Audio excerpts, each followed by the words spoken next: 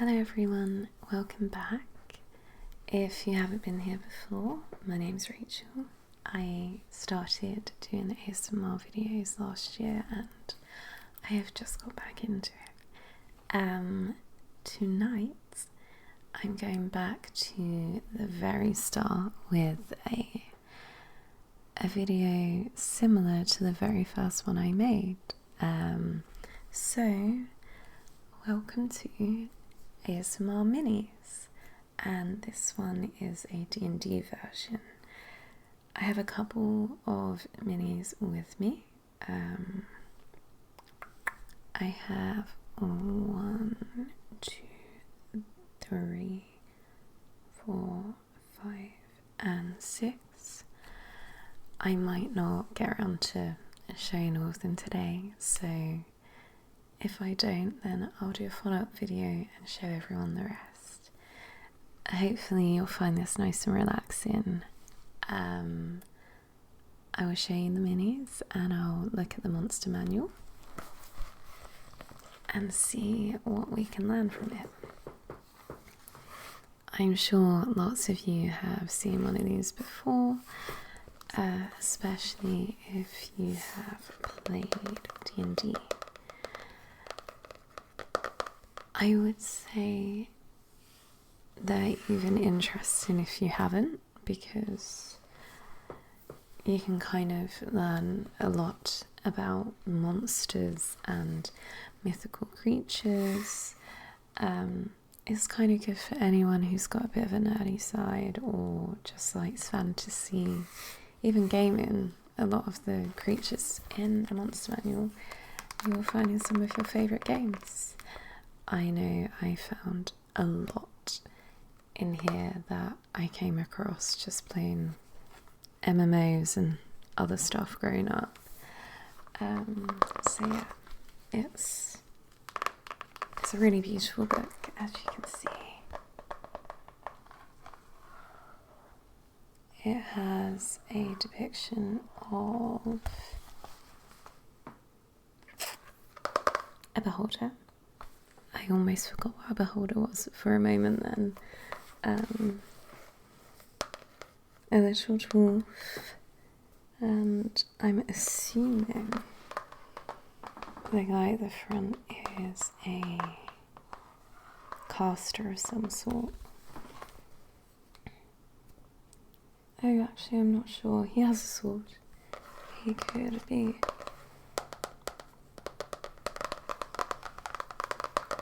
some form of fighter.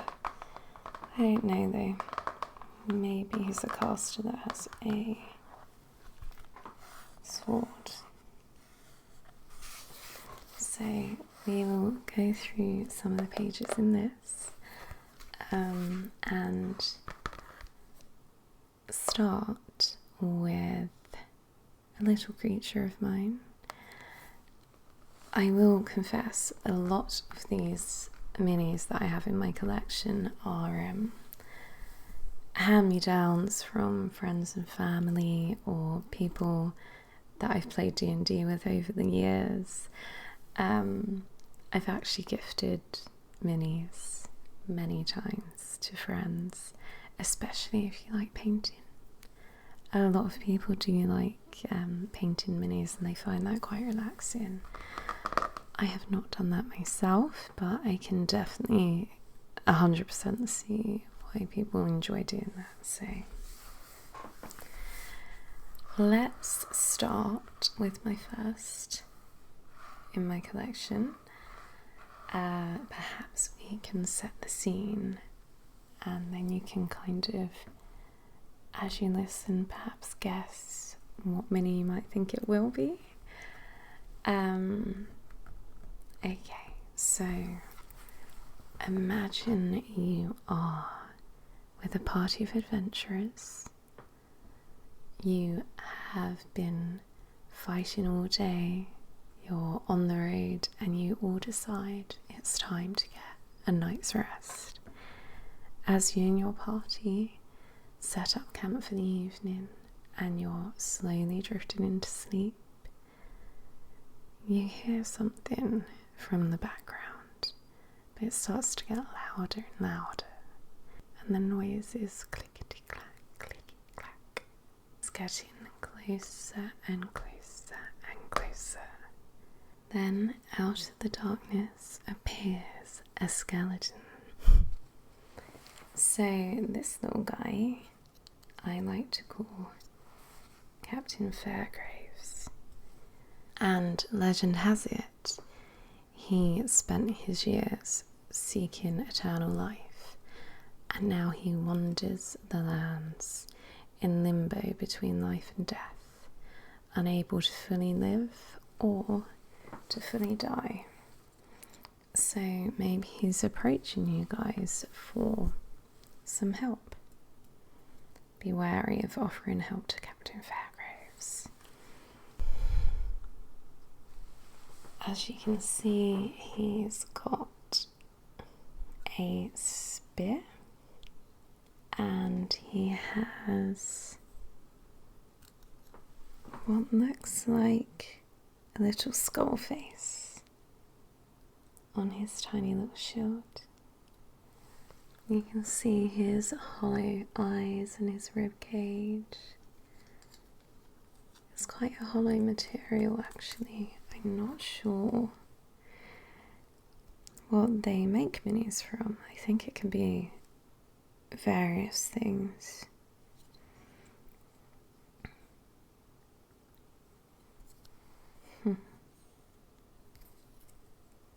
Shall we have a look at the manual and see what the manual has to say about our friend?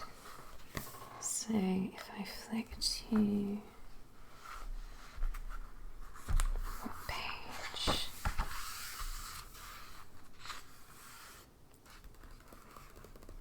We need to find a skeleton.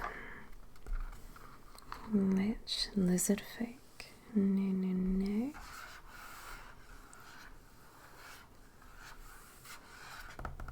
There we are.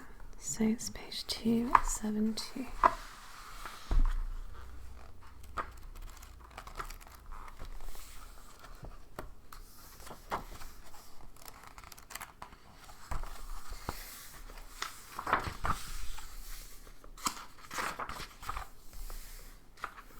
There are so many cool monsters in this. I wish I was able to show you every page I'm flicking through. Okay.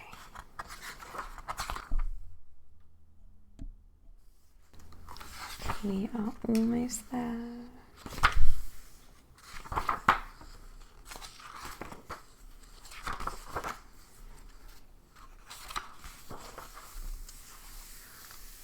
Here we are.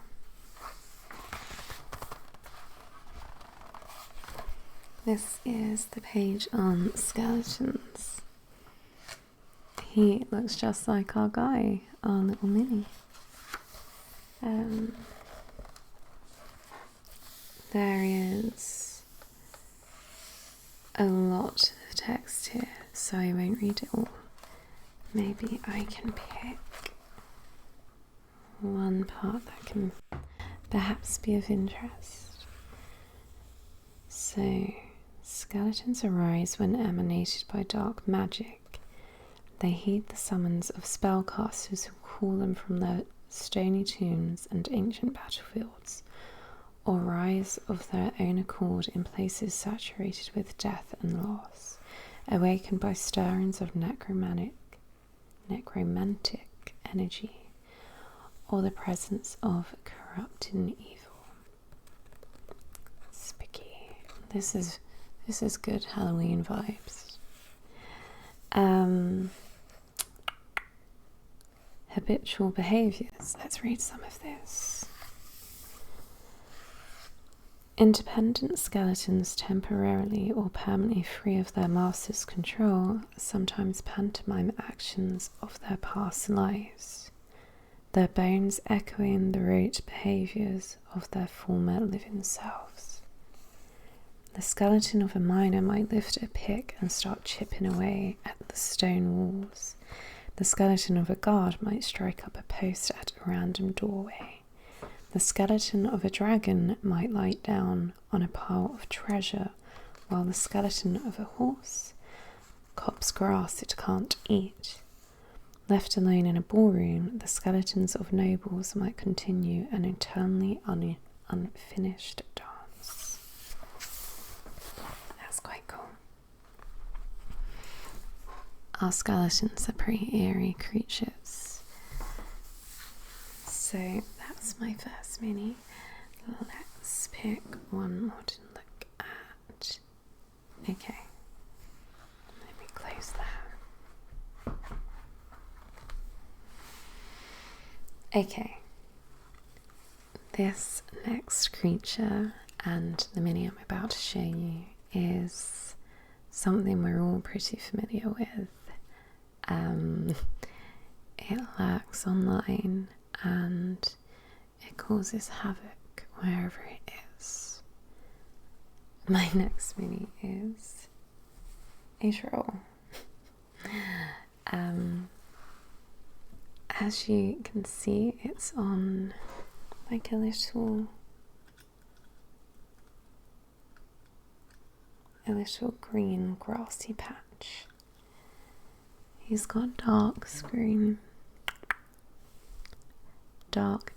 skin, long shaggy hair, and some very interesting undercrackers. He's got claw-like hands and pointy ears and kind of scary looking teeth.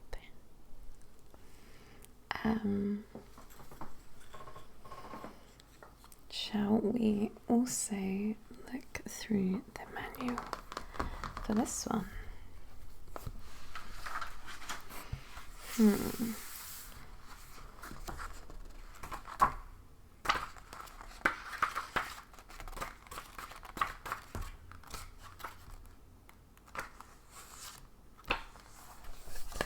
We're looking for page 291.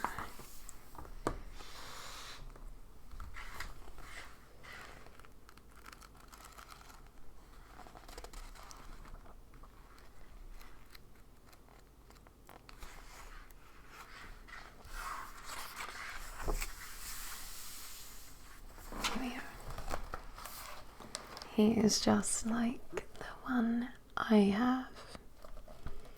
Claw hands, big fangs, and dark green.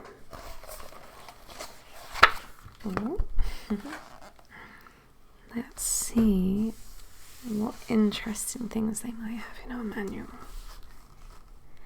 The troll. Born with a horrific appetite, trolls eat anything they can catch and devour. They have no society to speak of, but they do serve as mercenaries to orcs, ogres, ettins, I'm not quite sure what ettin is, hags and giants. As payment, trolls demand food and treasure. Trolls are difficult to control, however, doing as they please, even when working with more powerful creatures. I feel like that's just what I'd expect from a troll, to be honest. The next one is a personal favourite of mine. I think they're quite cute, but not everyone shares my feelings towards them. A friend of mine said they are the most evil creatures in all of D&D, which I don't agree with. So let's again set the scene. You are with your party and you're walking near a wooded area. You find a clearing to sit down and have a little snack. As you're sitting, you hear some noises in the distance. Unsure of what they are, but staying alert, you check out your surroundings. Before you see anything, the breeze brings a smell of what can only be described as wet dog. So you look around, wondering where this has come from, and then you can hear what sounds like laughing and snarls. And then bursting into view is a gnoll. I know gnolls are meant to be very evil creatures, but they kind of look like dogs, and I love dogs. I also recall growing up playing video games that they were always quite low level characters, so I never found them scary. They just looked like level 4 easy to defeat creatures. I've called this one Fippy Darkpaw. Had to have a cute name. So as you can see, he has a little club with spikes. Some interesting undercrackers as well. They like a good undercracker. And a beautiful little fairy. Not a mane. I can't think of what you'd call that.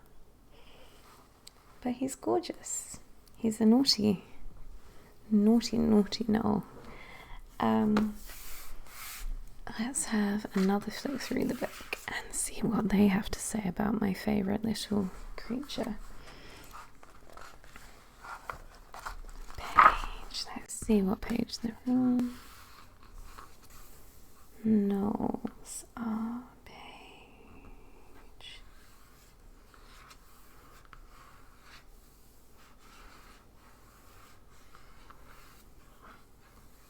162.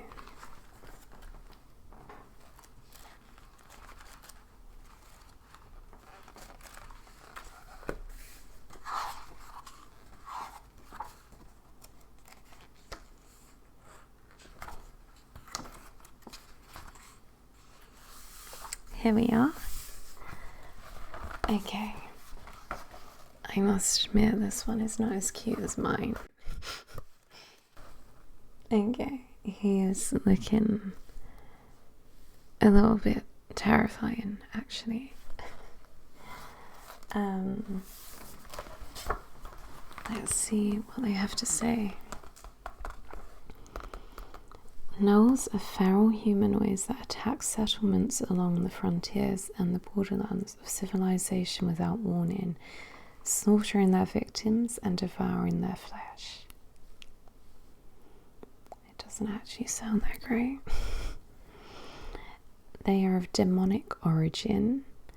The origin of the gnolls traces back to a time when the demon lord found his way to the material plane and ran amok. Packs of ordinary hyenas followed in his wake, scavenging the demon lord's kills. Those hyenas were transformed into the first gnolls, parading after Yanogu. They have a thirst for blood, and they are nomadic destroyers. Well, I guess they aren't the sweetest of things. Well, maybe my no isn't as sweet as I thought. I still have 3 other miniatures to show you guys. If you'd like me to, let me know and I'll do a second video. I'll give you a little sneak peek though. This is my beholder, and it also has a light. So you can see his eye lights up. It's quite cool with all the eye stalks. Apparently every eye stalk has a different ability. Well, not apparently, it does. And its toothy maw is quite dangerous as well. I also have a hydra. It has 6 heads, and I don't actually know too much about that one, so if I did another video I would definitely have to look through my book. And this funny little creature is a yokel. Also, I don't know how I have it, but it looks kind of funny. I don't know too much about it, so if I did another video I'd have to look him up. I hope you found that relaxing and enjoyed a little bit of D&D show and tell, and if you want another part I can show you some more, and just let me know. So I hope you have a wonderful evening. If you're resting, sleep well, and I'll see you soon.